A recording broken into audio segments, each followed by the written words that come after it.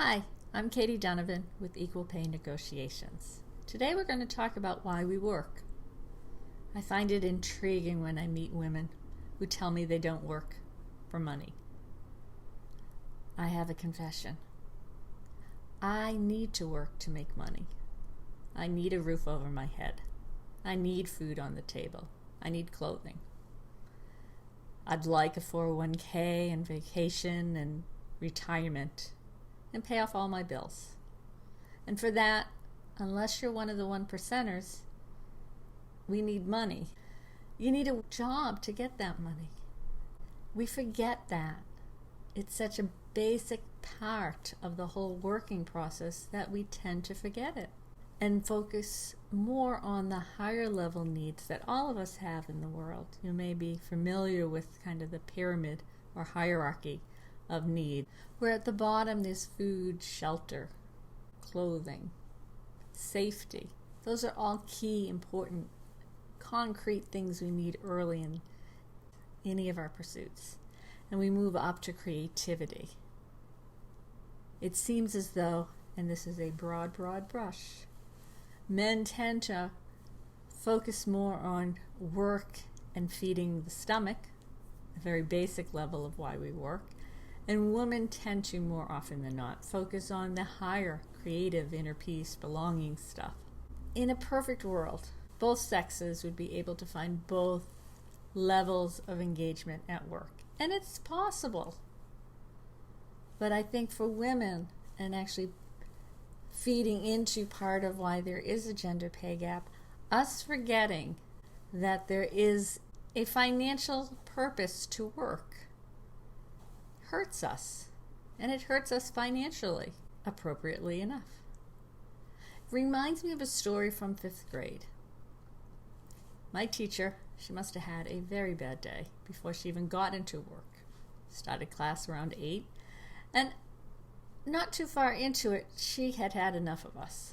Had us all close our textbooks and asked this room of 5th graders, why do you come to school? Went up and down the aisles, and everyone said some kind of answer. It could be recess, getting away from my brother, getting away from my mother, hanging out with friends, chocolate milk at lunch, all kinds of different answers. And after the last child answered, she looked at us and said, you come to school to learn. We go to work to earn money. It's the same core level of going to school to learn that we tend to forget. It's so basic we forget it and put it on the back burner. My challenge to you, to anyone, is to remember every time you make any decision about where you're going to work and what you're going to do to work, you do not forget about the monetary aspect of it. It is a core aspect. And forgetting it and apologizing, I have to work to earn money. I've had people apologize. I love my job, but it's not paying me enough to pay the bills. There's no apology in that. There should not be. I love my job. It's engaging, but it's not meeting my needs, so I'm leaving. This woman was still fighting the absolute need to leave.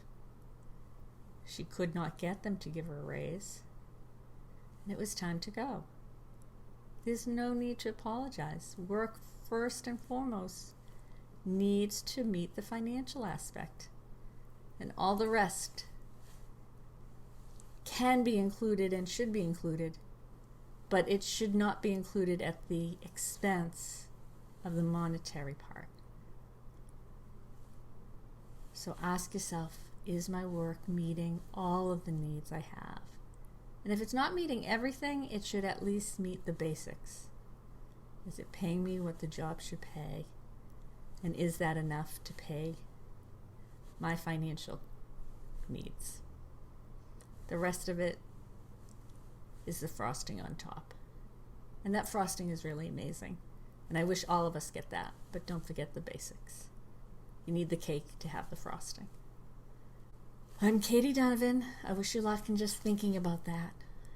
It is a challenge for a lot of us. So just think in that terms for a few days and see if that makes you look at your current job differently.